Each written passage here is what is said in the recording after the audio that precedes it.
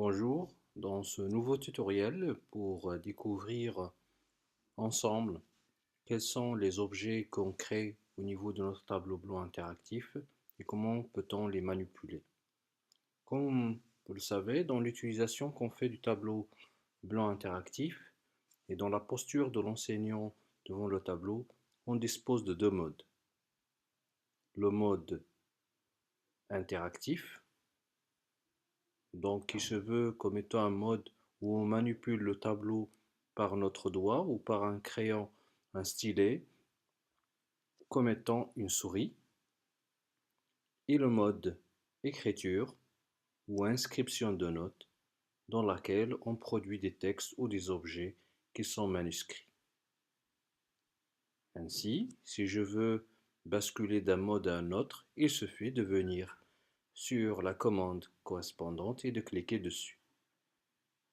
Donc, si je prends le mode crayon, je dispose d'un crayon et je dispose d'un certain nombre de couleurs de choix que je peux utiliser pour l'écriture. Donc je prends le crayon, je commence à saisir directement avec ma main sur le tableau et comme ça je dispose d'un objet ou d'un texte manuscrit. Si je veux manipuler ce texte, je bascule vers le mode souris ou le mode sélecteur et là je viens sur mon texte et je clique dessus pour le sélectionner. Donc on peut le sélectionner pour le manipuler dans le sens où je peux le déplacer là où je veux. Donc ça se fait facilement avec mon doigt ou avec mon stylet. Il suffit de glisser à l'endroit voulu.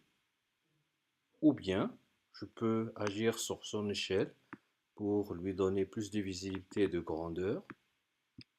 Ou bien agir en termes de rotation. Donc c'est-à-dire toutes les manipulations que je peux faire sur cet objet. Comme je peux le copier pour pouvoir le coller ailleurs, faire un duplicata ou bien le supprimer. Donc le mode de souris permet de sélectionner de l'objet et de réaliser des manipulations dessus. Donc parmi les autres manipulations qui sont d'usage, c'est de sélectionner l'objet et de venir dans l'onglet Propriétés pour changer certaines propriétés à la demande.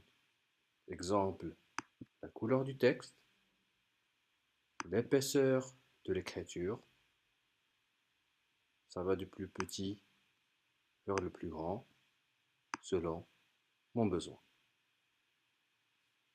Très bien. Si dans la pratique on se trompe du mode où on est, nous aurons certainement des choses qui se montrent ainsi. Ainsi, si je veux écrire, mais je suis en mode sélecteur, donc je vais tenter d'écrire et que vous voyez un carreau bleu apparaît, disant que vous êtes en mode sélection. Par contre, si je veux sélectionner que je suis en mode écriture, eh ben, mon stylo commence à écrire et c'est pas ce qu'il est voulu, c'est la sélection. Donc il faut faire très attention dans quel mode vous êtes. Merci pour votre attention et au prochain tutoriel.